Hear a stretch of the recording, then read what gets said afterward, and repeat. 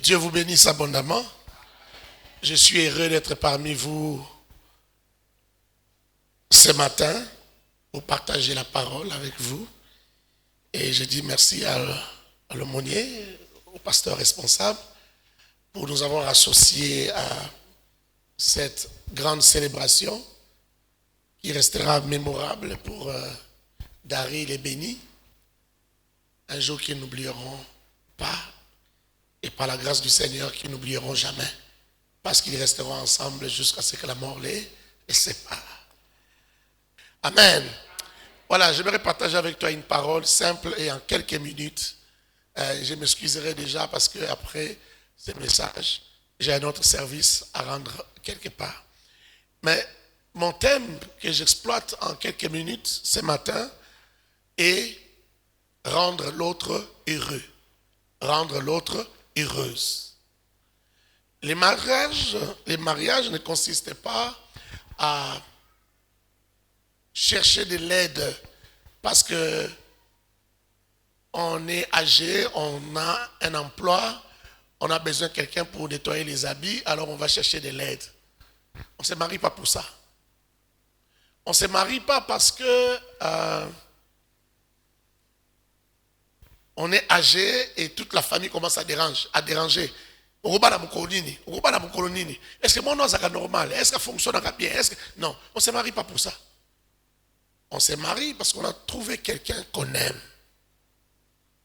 Amen. J'insiste parce qu'on a trouvé quelqu'un qu'on aime. Pas forcément que vous avez trouvé quelqu'un qui vous aime, mais quelqu'un que vous aimez. C'est-à-dire une personne que vous pouvez rendre heureuse. Une personne, un homme que vous pouvez rendre heureux. Béni, j'espère que tu as trouvé un homme que tu peux rendre heureux. Daryl, j'espère que tu as trouvé une femme que tu peux rendre heureuse. La Bible dit, dans Genèse chapitre 2, verset 24, vous connaissez ce passage, après tout ce que l'homme de Dieu a dit ici, pour nous montrer les jalons de l'institution même du mariage, la Bible dit dans Genèse 2, 24, c'est pourquoi l'homme quittera son père et sa mère et s'attachera à sa femme et ils deviendront une seule chair. Ils deviendront une seule chair.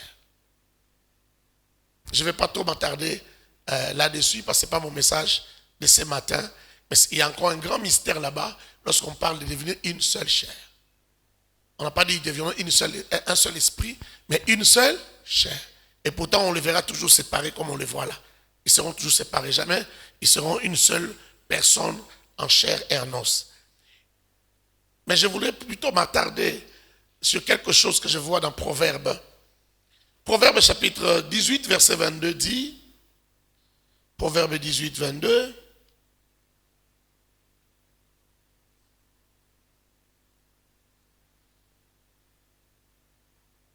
celui qui trouve une femme trouve le bonheur. C'est une grâce qu'il obtient de l'Éternel. Donc comme Daryl a trouvé Béni, d'abord trouver veut dire qu'il a cherché. Il a trié. Il cherchait une perle rare. Mais comme il a trouvé Béni, il doit avoir trouvé le bonheur. Normalement, Daryl doit dire, dans quelques jours, si on les rencontre sur la route, il doit dire, hey, Nabiki. Il doit dire, hey, Mbadi, Nabiki. Il doit dire, Libaleza Kitoko. Libaleza, voilà. Elengi, merci maman. S'il ne dit pas ça, c'est qu'il y a un problème. Béni aussi doit dire la même chose. Hey, Kobal Elengi. Parce que la Bible dit, ils ont trouvé le bonheur. On parle de l'homme, parce que c'est une société patriarcale, on ne parle que des hommes. Mais la femme aussi qui trouve un homme a trouvé le bonheur.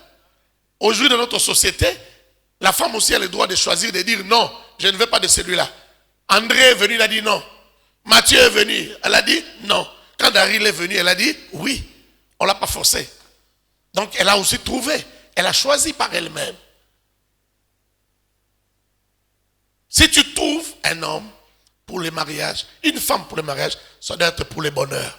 En d'autres termes, ça veut dire que la personne qui se marie ne se marie pas pour elle-même, mais elle se marie pour rendre l'autre heureux. Quand on t'épouse, quand c'est toi, le choix tombe sur toi, tu dois rendre l'autre heureux, rendre l'autre heureuse. Donc celui qui se marie, qui n'entre pas dans le mariage avec la pensée de rechercher l'amour. Si tout le monde entre dans le mariage avec la pensée de rendre l'autre heureux ou heureuse, tout le monde sera servi. Mais si tu entres avec la pensée d'aller te servir, tu seras frustré parce que tu n'auras pas ce que tu espères. On n'a jamais ce qu'on espère vraiment. Et d'ailleurs, les idées qu'on s'est fait avant le mariage, ce n'est pas le mariage. Le mariage est toujours différent de ce qu'on se faisait comme idée. Et on est toujours désillusionné. Un jour, j'ai fait asseoir à la jeunesse. J'ai dit à la jeunesse, je leur ai dit ça, mais ils ne m'ont pas cru. Ça fait peut-être 15 ans. Je leur ai dit, attendez. À la prochaine réunion de la jeunesse, je vais inviter les couples mariés. On a invité 7 couples mariés. Les jeunes comme les plus âgés, les vieux. Alors on leur a tous posé la question. Quand est-ce que vous avez su? Ça, j'ai posé directement la question. Je n'ai pas demandé, est-ce que ça vous est arrivé? Non. Quand est-ce que vous avez su et vous avez dit, si je savais que tu étais comme ça, je n'allais pas t'épouser? J'ai posé la question à 7 couples. Tous les 7 couples ont répondu à ma question par l'affirmative. Tous avaient déjà dit cette phrase-là. Vous comprenez ce que je suis en train de dire? Tous les maris que vous voyez là mariés, ils se sont déjà dit ça. Est-ce que vous comprenez ce que je dis? C'est grave, hein? C'est grave, hein? Et aussi, ils risquent de se dire ça d'ici une semaine. C'est grave, hein? 3 couples ont dit 3e jour, 4e jour. Moi, j'ai dit, moi aussi, je suis avec vous. Moi, c'était le 4e jour. Et ce jour-là, il fallait que ma femme soit là parce qu'il ne faut pas que j'aille la calomnier. Il faut qu'on soit tous les deux. Et qu'on témoigne, qu'on s'est dit ça. Le 4e jour de notre mariage, on s'est chamaillé terriblement. Et on s'est dit, si je savais que tu étais comme ça. Elle aussi m'a dit, si je savais même. Est-ce que vous comprenez? Donc ce n'est pas ce qu'on pense avant d'entrer. C'est jamais ce qu'on pense. Et il y a un couple que j'ai applaudi parce qu'ils ont dit que c'était après 1 mois. J'ai dit, vous êtes merveilleux. Vous vous êtes dit ça après 1 mois, donc vous êtes merveilleux. Alléluia. Quand on n'a pas de bonnes informations sur le mariage, c'est là qu'on y entre et on est déçu. On a cru que c'était le mariage autre chose. On s'est fait une idée qui n'était pas réelle. Des gens que pendant les fiançailles, ils se sont cachés certaines choses. Ils ne se sont pas vraiment montrés sur leur vrai jour. Béni n'a pas montré vraiment à Daryl comment elle se fâche. Daryl aussi n'a pas montré vraiment comment elle se fâche. Comme il se fâche de vrai. Mais ça va venir. Et puis, vous savez, autre chose qui vous a épargné, c'est que vous n'avez pas encore commencé une vie où vous affrontez certains défis. Il y a des défis qu'on affronte quand on est marié. Quand on vit sous le même toit. Même la facture de la régie des eaux peut vous faire chamailler. Mais aujourd'hui, vous ne parlez pas autour de la facture de la régie des eaux. Ce sont des défis que vous allez affronter bientôt, que vous n'avez pas encore affrontés. Mais au-delà de toutes ces choses-là, le but, c'est de rendre l'autre heureux. C'est ça le but. Vous voulez produire un paradis, une œuvre de paix, un lieu de bénédiction, un lieu où on va produire des hommes, une usine où on va produire des hommes, des femmes, bénédiction pour la nation, pour la société. Des gens bien réglés, qui fonctionnent bien. Parce qu'il y a beaucoup de fous autour de nous, vous savez ça? Ici, nous sommes sur un site universitaire. Et il y a des études qui ont été faites sur les campus, sur les Nikin là-bas, au CNPP. On a dit que 60 ou 70% des Quinois sont des accès, sont des malades mentaux. Et les premières personnes auxquelles j'ai pensé, c'est qui?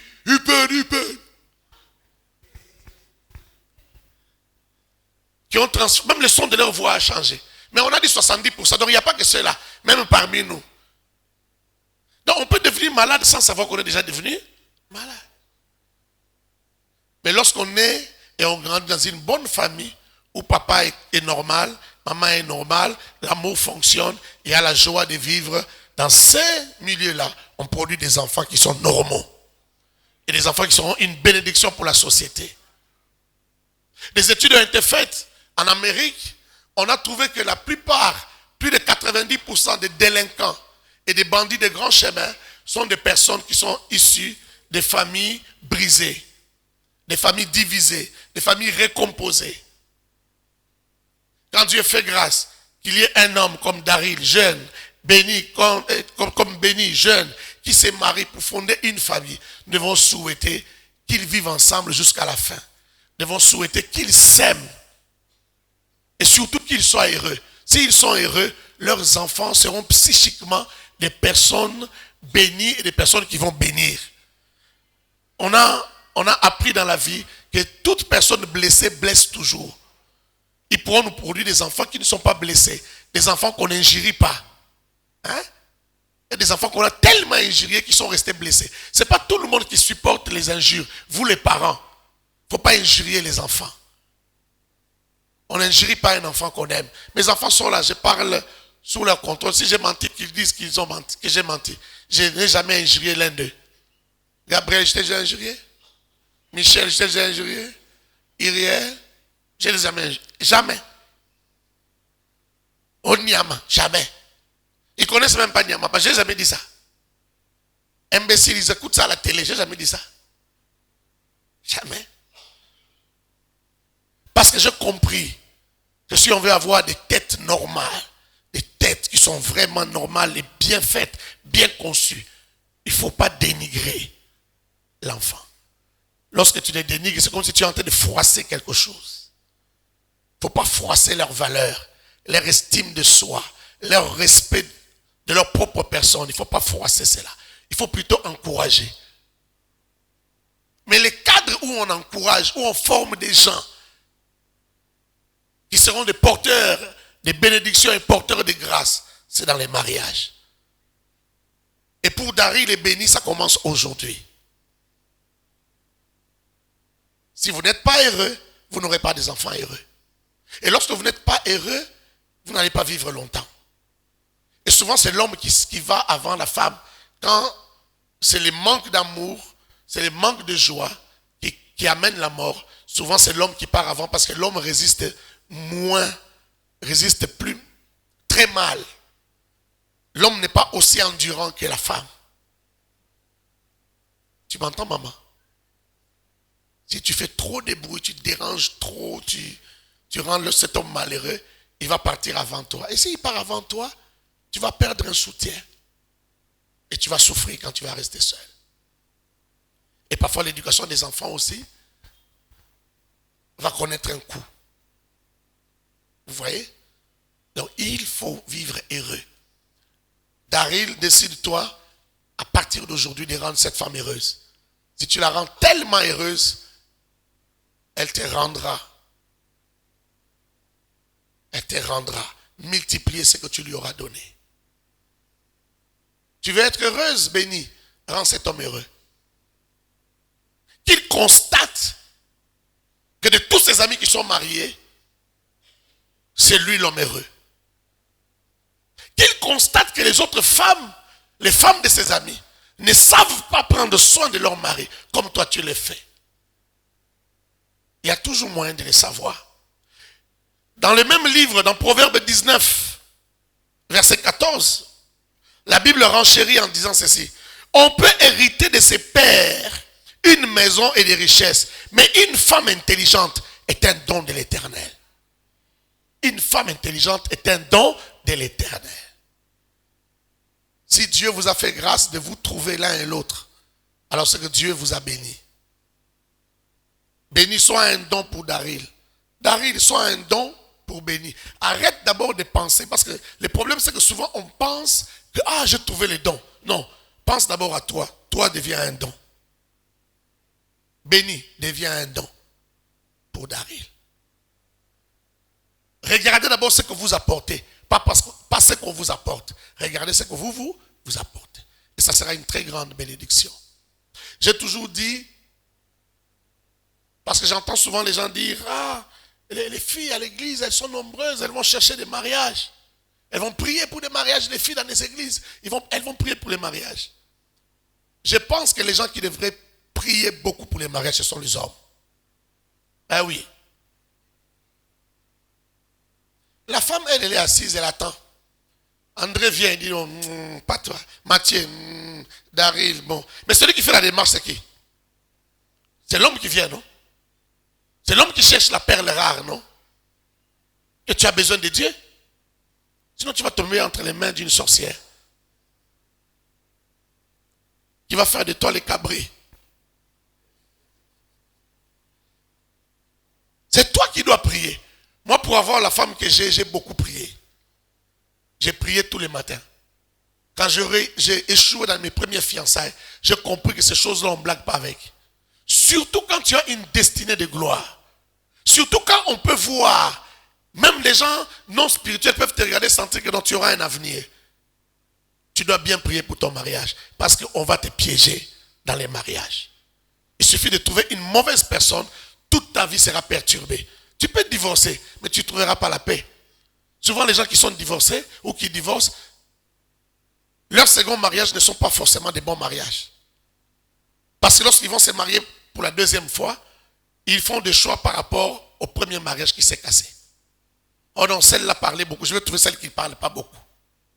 Mais ça ne veut pas dire que c'est un bon choix parce qu'elle ne parle pas beaucoup. Oh non, celle-là, c'est parce qu'elle n'avait pas beaucoup étudié. Je vais chercher celle qui a beaucoup étudié. Et on continue à s'embourber dans la boue et à souffrir. Regardez bien, les gens qui ont divorcé ne sont pas forcément heureux parce qu'ils ont divorcé. Il y en a même, j'ai vu même des gens, et même des pasteurs, qui disent à leur congrégation, je préfère rentrer à mon premier mariage. Est-ce que vous m'autorisez? Il y a même des gens dans le monde entier. En Afrique du Sud, c'est arrivé. Aux États-Unis, c'est arrivé. Des pasteurs qui rentrent encore se remarier avec leur propre femme. Ils avaient divorcé. Ils sont partis. Ils ont essayé de trouver des femmes. Il y en a qui se sont mariés. Après, ils ont divorcé encore. Ils sont revenus encore à l'église faire le mariage avec leur ancienne femme. Vous n'avez jamais appris ça? Mais dans beaucoup d'églises, on n'autorise pas ça. Je ne crois pas qu'on autorise ça ici. C'est trop compliqué. Daryl, il ne faut pas échouer. Marie-toi une seule fois. Béni, il ne faut pas échouer. Tu dois réussir. C'est possible de réussir. Ce n'est pas une affaire d'intelligence, vous savez. L'intelligence ici, c'est l'intelligence de la parole de Dieu. Lorsqu'on dit celui qui a trouvé une femme intelligente, ce n'est pas l'intelligence de l'université. Ce n'est pas parce que tu as été à la faculté de géographie, histoire et tout ça. Combien de profs ne sont-ils pas divorcés? Combien de profs n'ont-ils pas échoué dans les mariages? Donc l'intelligence ici, c'est l'intelligence de la parole de Dieu. L'intelligence dont Daniel parle, Daniel 12 ou 3.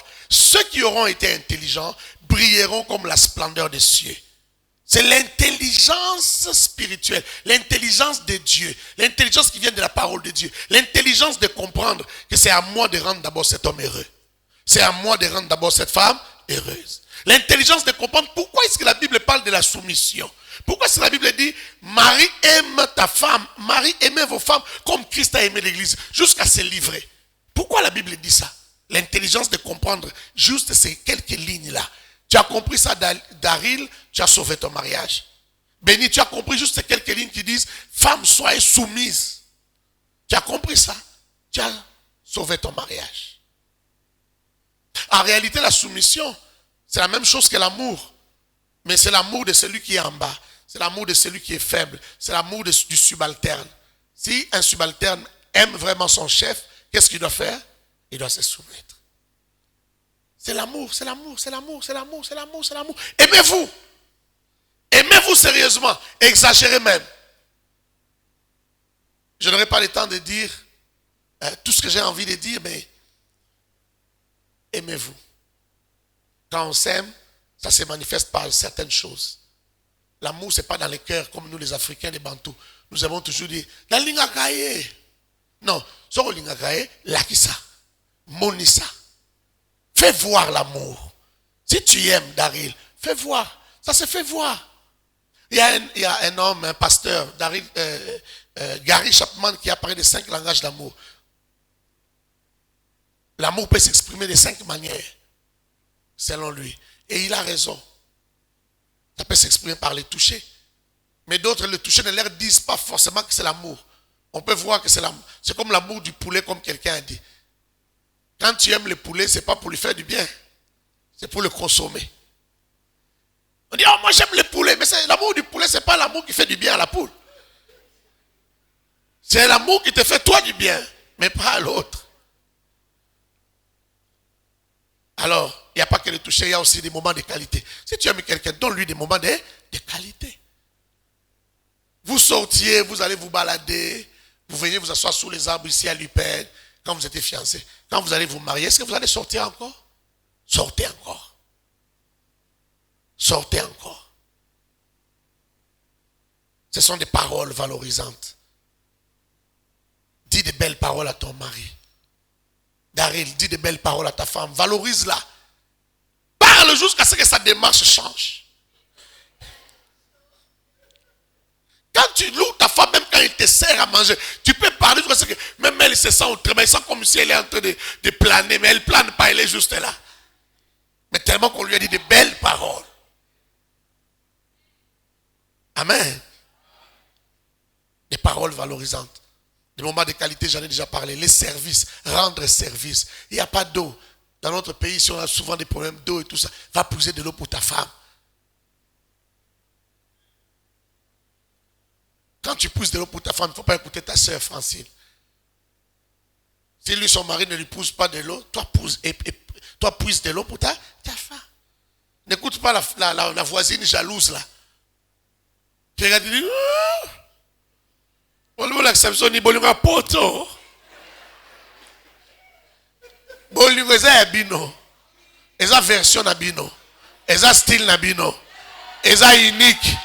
Eza unique. C'est unique. Chacun avec sa version. Chacun avec son style.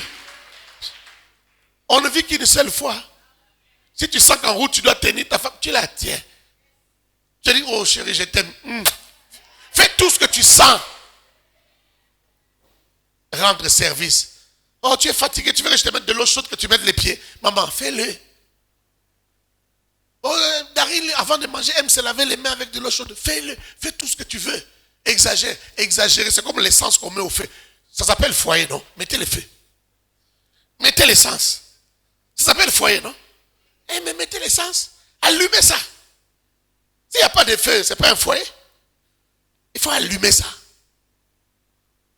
Amen. Les services. C'est très important. Toutes ces choses-là. Très, très important. Aujourd'hui, vous serez bénis. On va vous présenter au Seigneur et on va déclarer des paroles de bénédiction sur vos vies et sur votre vie ensemble. Pour que Dieu vous donne des beaux enfants, des enfants qui vont vous rendre aussi heureux. Ne vous détruisez pas, aimez-vous. Faites-vous du bien. Les biens que vous faites à l'autre, que ça lui prolonge la vie. Et Dieu aussi se souviendra de vous et vous en aurez une récompense au ciel. Que Dieu bénisse sa parole et que l'Éternel vous bénisse.